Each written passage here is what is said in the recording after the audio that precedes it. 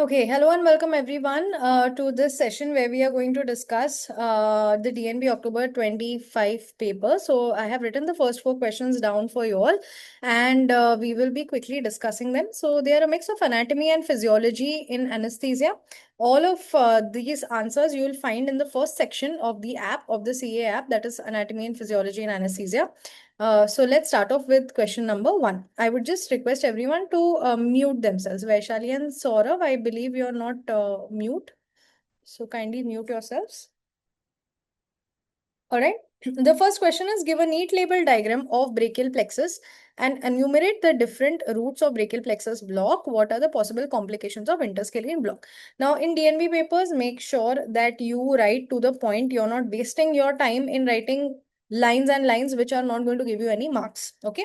So first one is a neat label diagram of the brachial plexus. You guys should be able to draw this. So if you are unable to draw such a complicated diagram, I have also put another diagram for you all, which is easier to do. So we know that we start off with the roots. So roots are C5, C6, C7, C8, T1. Okay. Then when we see the roots C5 and C6, they join together to form the superior trunk or the upper trunk. Okay. C7 will continue on its own to form the middle trunk. C8 and T1 nerve roots will join to form the lower trunk or the inferior trunk. Okay. Then all these trunks, upper, middle, and lower trunks, will give anterior and posterior divisions. So you have to draw the divisions of each of them. And then you have to show that the anterior divisions of the upper trunk and the middle trunk, anterior divisions of the upper trunk and middle trunk, like you can see in black color over here, they join to form the lateral cord. Okay, now we are forming the cords. Then in the lower trunk anterior division continues as the medial cord. And if you see the posterior divisions of all three, of upper, middle, and inferior trunks, the posterior divisions of all three of them will join together, as you can see in yellow, yellow, and yellow, and they will form the posterior cord. Okay. Now these cords will give off their individual branches. So how do you remember the individual branches? So these individual branches, you have certain mnemonics to remember. So you can write in the next page. Instead of writing it over here and making a full khichdi of all this, you can write in the next page branches of each cord. Okay, so branches of posterior cord are given by the mnemonic ultra. Upper subscapular nerve, lower subscapular nerve. Then T is for thoracodorsal nerve, R is for radial nerve, and A is for axillary nerve. Branches of lateral cord, LML, lateral pectoral nerve, musculocutaneous nerve, and lateral root of median nerve. And branches of medial cord, not medical cord, medial cord. Remember, everything is given in M. Medial pectoral nerve, median root of median nerve, medial cutaneous nerve of arm, medial cutaneous nerve of forearm, and finally U is ulnar nerve. Okay. So from these mnemonics, you have to remember the branches of all the cords. Now, if I had to write this for 5 marks, I would draw this line diagram. It's much easier to draw. And I would stop drawing the diagram over here somewhere at the level of cord, and then you can just write that there are branches. And branches, you can write it on the next page, that these are the branches of each of the cords. Okay, so this will fetch you full 5 marks. Then next, for the next 5 marks, what they have asked is, what are enumerate? Okay, enumerate means just write, do not explain. Enumerate the different roots of brachial plexus block.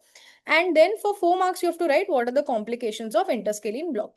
So for 4 marks, when you write complications of interscalene block, you have to write at least 4 complications and you have to write 1 line about each. Okay. So enumerate the different brachial plexus block roots. So we all know that there are 4 roots of blocking the brachial plexus. If you block at the level of the roots of the brachial plexus, you are blocking at the interscalene groove. Okay. So that is called as interscalene brachial plexus block approach. Okay. Then you can block next. Let me see if I have a picture over here. No, we don't have a picture. So either you can block in the interscalene groove, which is circled over here in this picture, okay, or you can block above the clavicle, that is called as the supraclavicular brachial plexus block. At that level, you are blocking the trunks of the brachial plexus, okay. So roots at the level of interscalene, trunks at the level of supraclavicular area. Then you have divisions. Now divisions you will not block because divisions go behind the clavicle. So you cannot pierce the clavicle. It's a bone. You cannot pierce the clavicle and go block the divisions. Next, what you can block is below the clavicle. That is your infraclavicular root. So infraclavicular brachial plexus block will block the cords, the lateral medial and the posterior cord. And then finally you have axillary approach to brachial plexus block. So that axillary approach will block the distal branches. Okay. So all these branches that we studied about all the cords. In this mainly you can block the musculocutaneous nerve, the median nerve, ulnar nerve and the radial nerve. So these four branches can be blocked in the axilla. So like I told you, above the clavicle you have two blocks, interscalene brachial plexus block and supraclavicular block. Below the clavicle, you have two blocks, infraclavicular block and axillary brachial plexus block. Okay. So these are the four brachial plexus block roots. Now the next question for 4 marks comes that what are the complications of interscalene block? So first and foremost, you have to write the most important complication. Now your interscalene groove is over here in between the anterior and middle scalene muscle. So you can see the circle part, that's where you will be giving your injection. And you can see a very prominent nerve over there, the phrenic nerve. Okay. Now, if I draw your ultrasound picture of interscalene block, so I'll just draw it for you. Now imagine this is lateral and this is medial. So you have your anterior scalene muscle here, you have your middle scalene muscle here. And in between the muscle, you have your C5, C6 and C7 nerve roots. So you're going to block this C5, C6 and C7 nerve roots. Okay. Now, just above your anterior scalene muscle over here, you have your phrenic nerve. Okay. So what happens is that when I am trying to block my interscalene block, okay, when I'm trying to give my interscalene block, my needle goes like this and I deposit the drug over here, C5, C6, C7 area. If I give a large volume of local anesthetic, this local anesthetic goes above the anterior scalene muscle and it also blocks the phrenic nerve.